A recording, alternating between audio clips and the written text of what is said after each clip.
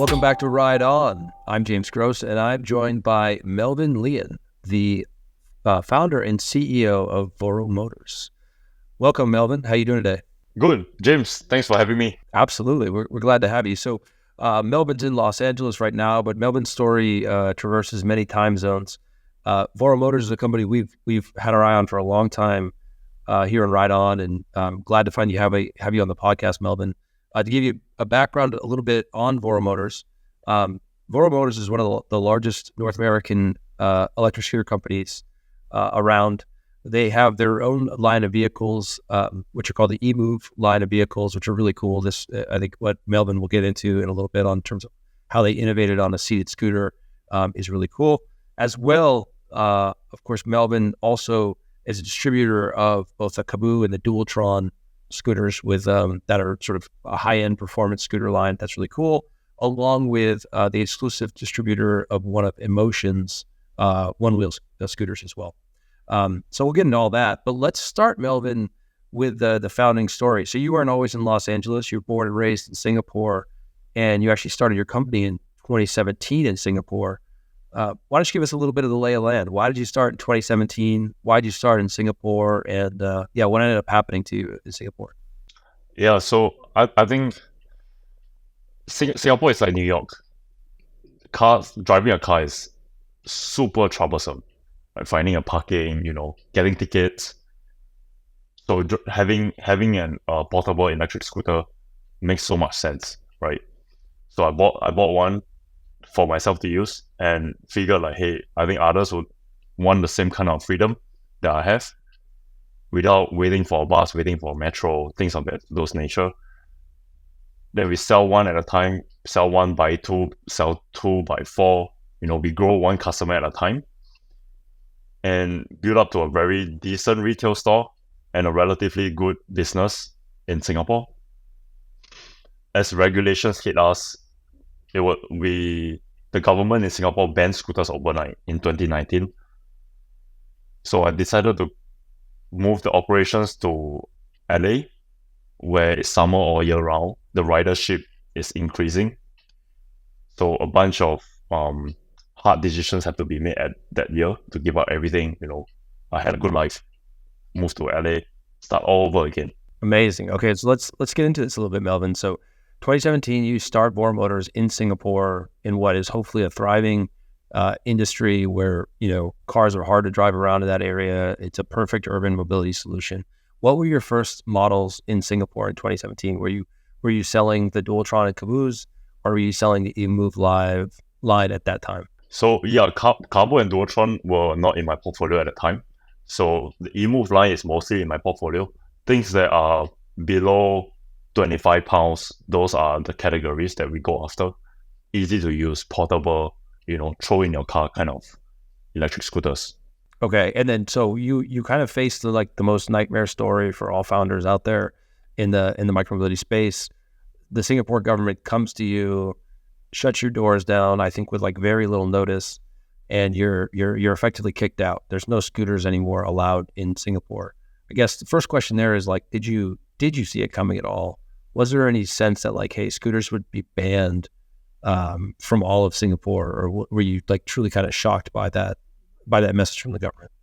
Yeah, so I didn't see it coming. I think no one see it coming because it was an overnight ban. But we can see the doors are closing down on us and the walls are closing down on us as more and more regulations start to come in. And we can see that, okay, what else can scooters innovate to get even lighter and pack more range into it, right? So we can definitely feel that the government is on our backs every single day leading up to the ban. So it is probably the worst experience any micro-mobility founder would have to face. This is the worst one, that you get banned overnight. Everyone went out of business that same week. Okay. Wow. Totally. And so let's speak about some of the things that were leading up to it. So it sounds like, where were you allowed to ride scooters? How was that regulated? It sounds like you tell me, but maybe you couldn't ride them in the road. You had to ride them on the sidewalk, and then you had to ride them at a certain speed. For the audience, I'd just be curious to kind of step us through what the regulation framework started to look like before the ban went into place. Yeah, so there's three factors here. The weight has to be under 25 kg. So that's about how many pounds? 40 pounds roughly. 40 pounds. Yeah. So weight has to be 40 pounds. That was the first rule. Then 6 months later, it reduced to 32 pounds. Wow. So the weight of the scooter is important. And second is the speed. You can only ride a maximum of 25 kilometers per hour. So 25 km per hour is about 30 miles per hour. So speed limitation out of the box. It has to be that speed. Then the width of the handlebars cannot be too wide. So that's a restriction. It has to be under a certain length. I can't remember off the top of my head. But the Cruiser today, the EMOVE Cruiser today, has that right regulator handlebars. If it's too wide, you cannot buy it. Wow. And then, okay, so it was like weight. It sounds like twice they came after your weight of the vehicle, and then they came after the handlebar, and then the speed, and then the handlebar width. And then how about where you were allowed to ride it? Is it true you had to ride it on the sidewalk, or you're supposed to ride in the street? Where were you supposed to ride this thing at 25 kilometers an hour? Yeah, so you can only ride on the sidewalk. You cannot ride under apartments. So any apartments that has open space, you cannot go under the apartments. You have to park outside of the apartment. Sorry, on the camp park under the apartments, is that for fire concerns, or what was the reason there? No, it's just that you do not crash into someone leaving the apartment. Okay. Wow. Okay. I get it. Okay. There's one rule that is also very important, is that if you are crossing traffic light, you have to get off your scooter, push it across the light, then you can continue riding. Yeah. That's a terrible experience. And yeah, I think one thing, tell me, I haven't been there in a long time, and I've only been there once, but but I've heard this from a lot of people that go there, is like Singapore is a fairly intense car culture. Ultimately, there's a lot of infrastructure for cars. Is there any sort of treatment of cars from a regulatory framework like the scooters are treated, or is that did it seem like it was an unfair amount of regulation on scooters versus cars? Yeah, actually, there's a lot of laws surrounding cars too. So regulations on cars. So for example, a Honda Civic costs, I think, 25 grand in the US, and it will cost the same Honda Civic. It will cost you 130 grand out the door in Singapore, because there's this law that the government implemented, and it's actually all good, right? If you look at it from a holistic point of view, it reduced the amount of traffic. It's a great country in terms of trying to keep everybody in check. So they have this title that you have to buy and you have to bid for. There's only a certain amount of titles released every month. So the bidding is what caused the title to increase in cost of the car. And there's certain highway that has this toll, and almost every single highway has like 2 points of toll. You have to pay $3 or $4 to cross the toll. So during peak hours, it reduced the amount of traffic. Right. Okay. So you had congestion pricing. You have a lot of regulations in general in Singapore, and again, in many ways, there's a lot of positive externalities because of that. So Right. you get the ban. Like, how panicked are you when you get the ban? You immediately decide to move to Los Angeles. Were you thinking of moving to Los Angeles before that? What is that? What's going through your head when the government comes out and says you can no longer you can no longer sell scooters in this country? I think there's a lot of emotions when you first receive the news, but how it was reacted is that 6 months ahead of time, we were already selling through e-commerce site, and we are getting a lot of traffic in the US. So we have some kind of business that can keep us sustainable even with the ban. But I like the pressure. Like with this kind of situations, it helps you think deeply what you're gonna do for the next 5 years. Mm-hmm. Yep. Yeah. So okay. I think it's very strategic that you realize that, okay, so I can continue sustaining all the employees by opening up a sales channel and doubling down what I'm doing. So Yep. move to LA, after I think half a year or 4 months, COVID happened. So I thought, okay, I'm screwed again. Right. You know, so The gods are not looking down on you. Okay, so when you moved to LA, what models of scooters do you have when you first arrive in LA? we had the cruiser, the EMOVE cruiser, the one that goes 62 miles per hour in a single charge, the EMOVE Touring. Only these two models, and we have some of those seated models. Okay, but you don't have any of the Dualtron or Kaboo scooters at the time. Correct. We don't have any Dualtron and Kaboo at the time. Okay, great. So, okay, then COVID happens. Clearly, we all experienced that. What's your next big move? Like, what are you hearing from your customer base? Which again, I think there's a lot of really cool stories about how you work with your customer base. But when did you decide, hey, we're going to actually distribute other scooters? We're going to sell. We're going to become a retail store on top of selling our own vehicles. Which you guys a little bit different than how a lot of people have handled it in the space. Like, how did you get into selling these dual motor scooters, and what made you get into it? Yeah, great question. So the EMOVE Cruiser and the EMOVE Touring, the Cruiser and the Touring are both single motor electric scooter. Great products for what you are paying for and what you're getting. But there's a big segment of customers that we cannot serve because we just do not have those dual motor products. So they're emailing us every day, calling us, hey, if you guys carry this model, I would rather buy from you than go to somewhere else. If you guys have this particular model. So we see a lot of keywords keep reappearing in all of our communication channels. Then we know, okay, let's give it a try. We started with one dual motor scooter called Mantis Pro SE. Mantis Pro SE is the first dual motor electric scooter that came out with gold trims. So at that time, Kaboo thinks that we are crazy to put gold color accents on the scooter. That's amazing. And so, what were those conversations like with Kaboo and Dualtron? Are they excited to work with you and partner with you? And how do you sell through the channel, or did that take some convincing? Or just curious what those conversations were like. No, actually, okay. So Kaboo was introduced by a mutual friend. So there's this company back in Singapore called Mobot. They're still around. They are a bicycle company now. So they used to carry Kaboo scooters. And what happened was that because of the ban, this Singapore company holds a lot of deposit inventory money in Kaboo's factory. So to help him, he gave me a call saying that, hey, want to consider working with Kaboo and I can get my deposit back. So it's a win-win situation. But not really a win for me. I was like blindfolded going into this. And how has it worked out? Like, how do you feel about selling Kaboo and Dualtron alongside, of course, your line of scooters? Like, again, there's been stories in the past, like Apollo and others who started selling third-party scooters and then, started to make their own. You have gone about it in a different direction.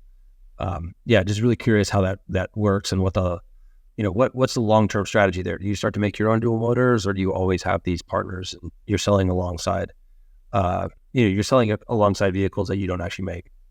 So working with them is generally good so far.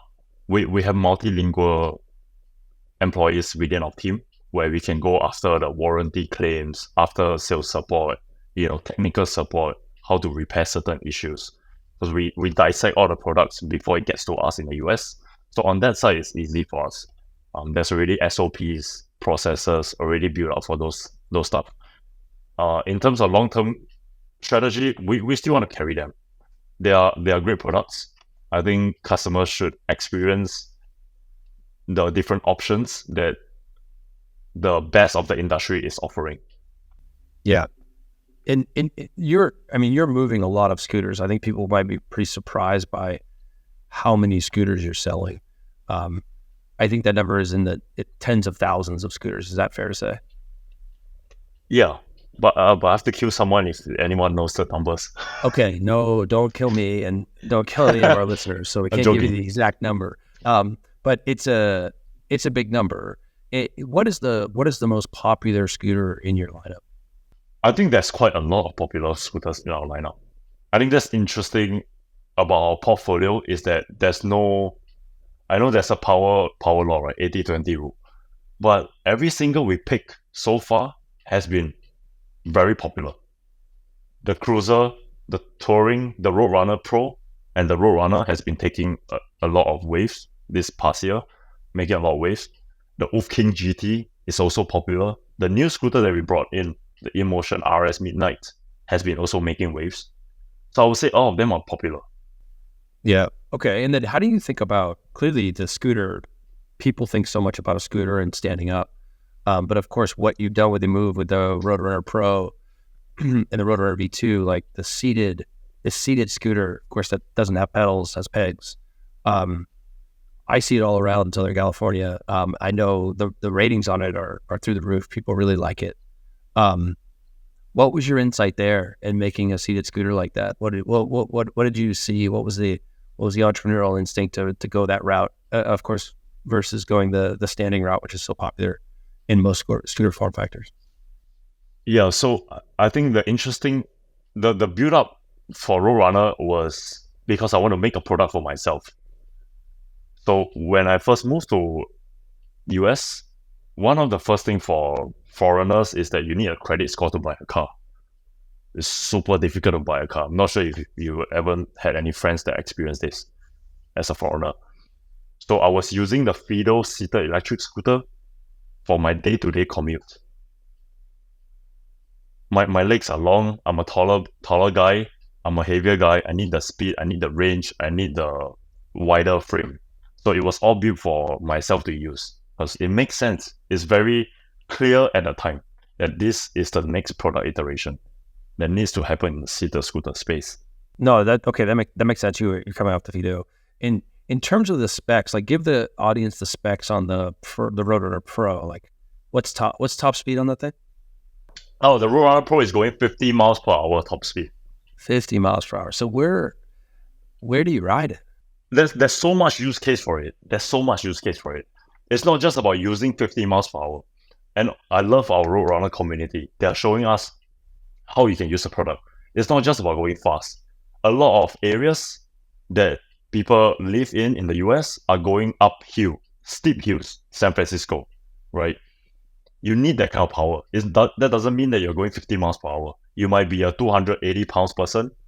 You just need to go uphill for 20 miles per hour. Okay. And what, in terms of the use cases, like, are you seeing, I know there's some channels on YouTube I've noticed with the people using the RoadRunner Pro for deliveries and stuff. Is that a big market for you, like deliveries and delivery drivers, or is it more fun recreational, or is it commuting? What are the major use cases? Definitely delivery is one of the segment, but there's also a lot of people. If you check out this YouTube channel called Electric Scooter Academy, Yogi Steve, he's using the scooter every day, and he's showing people and educating the public that, hey, there's an alternative for you to make money without driving a car. So you can do DoorDash, Uber Eats using the RoadRunner, and you get from point A to point B throughout your whole day. Your cost of electricity is a penny, So I think those are great use case, but not driving factors and reasons why people buy the RoadRunner in the first place. They see that, and okay, I can have this as my day-to-day commute, but at the same time make money. Yeah. So shout out to Electric Scooter Academy, Yogi Steve. So he just to reiterate there, he's using a lot of your vehicles for DoorDash and other types of deliveries, and kind of he documents the routes and everything. It's got a community around it. How did you get connected with him? Like, of course, so many of the strategies involve like, connecting with influencers. How did you and Yogi Steve connect?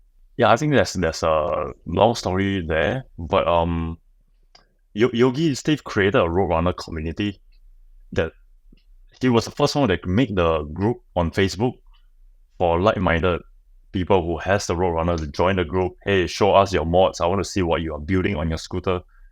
And he just let the group run by itself for a while. And over time, it starts to gain traction. So Yogi Steve plays a big part in managing the group, making sure that the community stays very helpful and help everyone. Pretty much all the questions that people have around the RoadRunner has been answered in that group. Yeah, this is another thing I've heard a lot as a trend line. I heard the same thing for electric and the importance of their Facebook groups. Um, where are your, where is your, you do a lot with customer support. I want to talk a little bit about that, but where are your largest communities? Are they on YouTube? Are they on Facebook? Are they on your website? Like, where would you find the largest Voro Motors community on the internet today? Yeah, so I think YouTube and Facebook is definitely big part of the community. I think generally first impression of someone using electric scooter is a younger demographic, but it's not true. Most people that buys the scooters and the e-bikes are on the older side. They're all mature. So they are using all mature content and they're consuming this kind of content in different channels.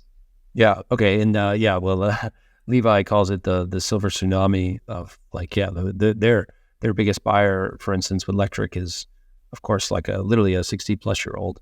Is that the case with you guys? Would you say like what do you think the average age is of a buyer of a Vor motor? Yeah, we have it between around 30 to 50, this range.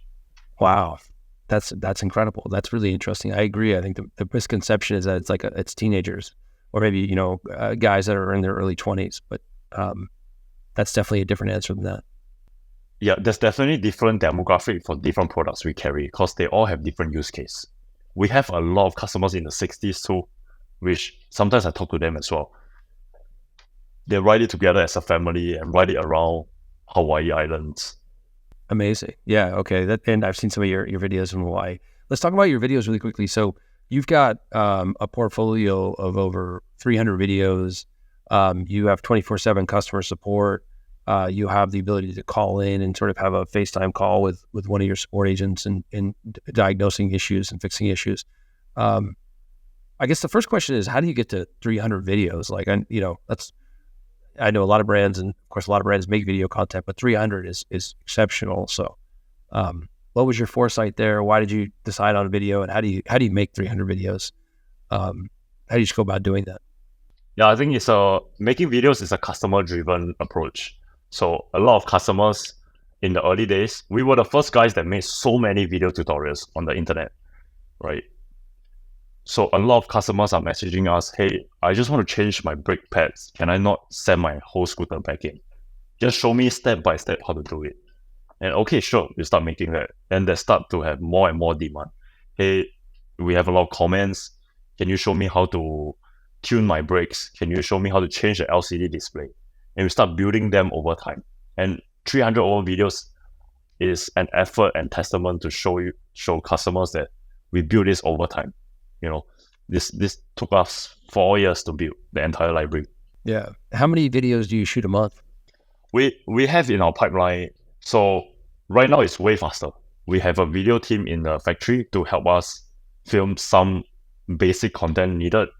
So we can shoot about 30 plus videos quick a month, but editing and post-production probably, I think, eight good content a month. Gotcha. And so on the servicing front, so whether I buy an EMOVE or I buy a Kaboo or Dualtron, and I have issues with them, you're covering the warranties. And then are people sending them back to your shops in LA or New York or Hawaii, or are they going to local repair shops that fix scooters? What's the customer service look like when there is an issue that can't be resolved online, but there's someone needs to actually get it back to you and get it fixed? Yeah, so I think for the most part, scooters can be fixed remotely. But let's say if there's a very difficult issue, we usually have a shop around 2 hours from where you are. And we are still in the process of signing up more partners on the servicing side. If any audience in the micro-mobility space wants to hit us up, we have a website that you can apply. The last option is always sending you a box, making sure everything is prepared for you. You pack it in, send it back to us to repair it for you. Okay. And how often is that the use case? Like, of all issues that go through your support channels, how often does someone have to ship a vehicle back to you? Like, what percentage of support inquiries require shipping it back to you? It's not that much. It's not that much. So recently we just run the numbers. I think we are somewhere around, like, of all the support cases, probably 5% needs to send it back to us. Okay. That's great. And on your demand, so we spoke about COVID, and I assume what happened for you, like we saw with a lot of providers, you saw quite an explosion during COVID. Coming out of COVID, we've seen a lot of companies struggle. Although some are now, we covered that a lot at Micromobility America. Some companies are still quite healthy, and still growing. How are your sales trending year over year? So we're almost at the end of 2023 here. We just got through Black Friday and Cyber Monday. How do you feel about your sales compared to a year ago? We are still growing. So it is very exciting to see how we enter 2024. We are still growing at a good pace. And I think through COVID, the entire industry has a forced positive growth. So I think it's good that we are still growing. That means the entire industry is still pretty relatively growing in a good pace. And how are you still growing when the industry is not? Like, what do you think that is what's that a testament to? Are you lowering prices, or you have more modes? Like, what allows you to still grow when others aren't? I think reputation is key. Reputation is key in our space. We have proven to be durable in terms of providing you the support, even though times are tough. Example, like during peak periods, this is when everybody get shit-faced, right? All the companies start to block off their phone lines, not answer emails. We still have that level of response. May or may not solve your issue. We are still getting there. We are always improving. But we have never stopped picking up the phones. We have never reduced the amount of, we have never taken a longer time to pick up your phone calls or respond to your emails. It's still within the SLA of one business day, things of those nature. Yep. Okay. That's fantastic. If you could, so given you have retail experience and even distribution experience, like if you could only choose one, would you rather sell through retail and be a retailer, or would you rather sell through DTC? Like, what is more important to you ultimately from a channel perspective? If it's whatever that is, if it's on coming from a personal standpoint, retail is super easy to do. It's easy. Your expenses, okay, it's quite high, but it's not as high of what we are doing. So in terms of easy, I'll pick retail. But because I'm a sucker for pressure and I want things to go hard, I think D2C is the channel to go. But it's not for everyone. It's a bloodbath out there for D2C. I think don't even try kind of at this stage, because there's a lot of players that are burning so much cash in a D2C space. Yeah. In terms of, if we were to look 5 years out, let's say it's 2028, and I go to voromotors.com, am I going to see you selling more partners like Dualtron and Motion, or will I see you selling more of your own brands, more EMOVE? And potentially the second part of that question is, will I see you selling more types of modes, not just scooters, but potentially e-bikes, motorcycles, one wheels, etc.? Like, I'm just curious there. Do you think you're going to branch out and have more scooters under your umbrella and be, the Costco of, or the Best Buy of scooters, or will you be more of your own Vor Motors EMOVE brands, where you're manufacturing and selling your own brand more exclusively? Yeah, definitely not the Costco of scooters. I think Best Buy is better. Yeah, we have real service and support. We want to position ourselves as a world best retail store for online for electric scooters. But never say never, right? We don't know what's going to happen 5 years from now. So to answer your question, in the next 1 year, 2 year, you will see just scooters too. We might have certain pivots along the way, but we will not go too far away from what we are good at. And we do not want to get too many products. There's too much SKUs. Like Segway has way too much SKUs. So that's not where we want to go. Okay. How about with your customers, with the RoadRunner Pro going 50 miles per hour, let's say, and they're like, hey, why don't you make a motorcycle something I can take on the highway? Like, do you see that happening anytime soon? Yeah, I think it's something that we are thinking of intentionally. whether we want to go the RoadRunner Pro Max route, where it becomes much bigger form factor, and we register with DMV for you to ride on the highway. So it's something that we are thinking about, but we want to really look at what customers want in the next 1 year to see if this is a project worth taking on. Let's end on regulation, which I think is a really important thing. Clearly, we talk a lot about regulation. That was a big point of conversation at Micromobility America. We had the U.S. DOT. We had the PHMSA, which is the Pipeline of Hazardous Material. We had the Consumer Safety and Protection Commission, Product Safety Commission, CPSC. And there is definitely, the overall theme was there's more regulation coming in the U.S. You are literally one of the only entrepreneurs I know where your company was effectively killed by your local government. You come to America now where, again, you're seeing some regulation starting to happen. Some of it, of course, is good, but, some of it's starting to happen. What fears do you have about regulation in the micromobility space around scooters and other form factors of small electric vehicles? And, how are you staying ahead of it? And I'd just be curious in your observations and your concerns. So throughout the experience leading up to the ban in Singapore, what I found is that once there's a regulation for electric scooter, the industry expands even more. Because now there's no gray area. It's legal and you know where you can ride and how you can ride. So the industry keeps growing when there's regulations. And that's how I see it. But in America, one of the driving reasons I came here is that if you can buy a gun from a shop, you can use a gun, you can use an electric scooter. It's not going to get banned. Make freedom rain. Yeah, that's okay. So I like what you're saying here. So even someone like yourself who's seen the downsides of regulation, I think what I hear you say is regulation frameworks can really expand markets because capital investors, everyone can, when there's no gray area, it's much easier to make bets. It's much easier to know what the laws are. And it's fairly binary. I'm either breaking the law or I'm not. And so that helps me build better products. That helps me get more capital investment. It helps the consumer understand I'm going to buy something that's legal. I love that. In the construct of sometimes regulation goes too far and kills me, i.e. what happened in your native country, you're saying in America that won't happen because you can do a lot more in America and they'll never get to the insanity of banning it because like we can buy guns, we can do all these other things.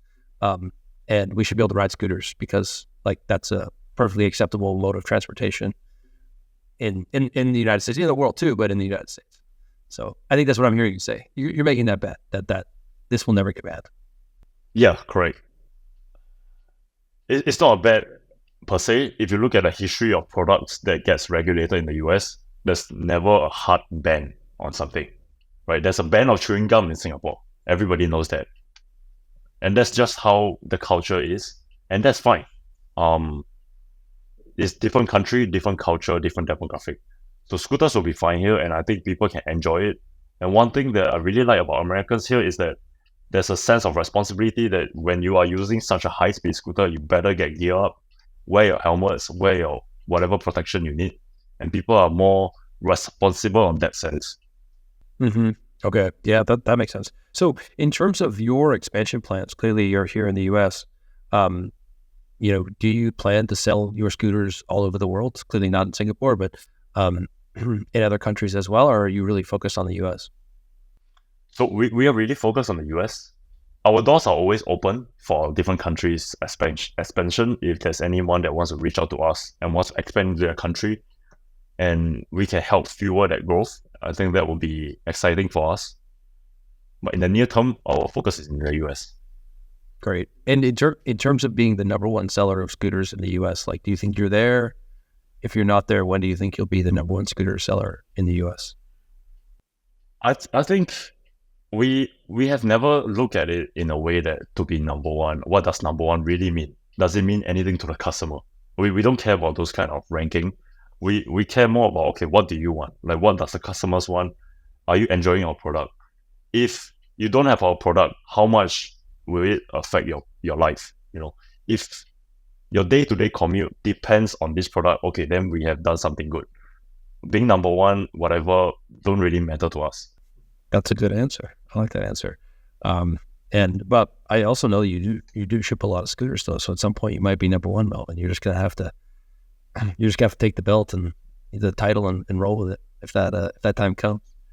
Yeah, and if the belt comes from micromobility, we want that belt.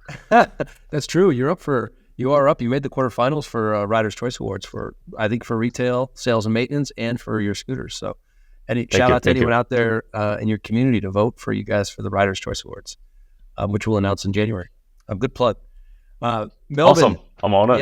Yeah. Of course. Well, Melvin, thank you so much for joining me today. I'm really glad we had a chance to talk. I think your movement from Singapore. We're honored to have you here in America, of course, in Los Angeles, doing what you're doing. It's a fantastic journey that you're on. For anyone at home, check out vormotors.com for, again, some of the most a beautiful portfolio of scooters, both standard and seated. And I think you got a ride for almost everyone out there.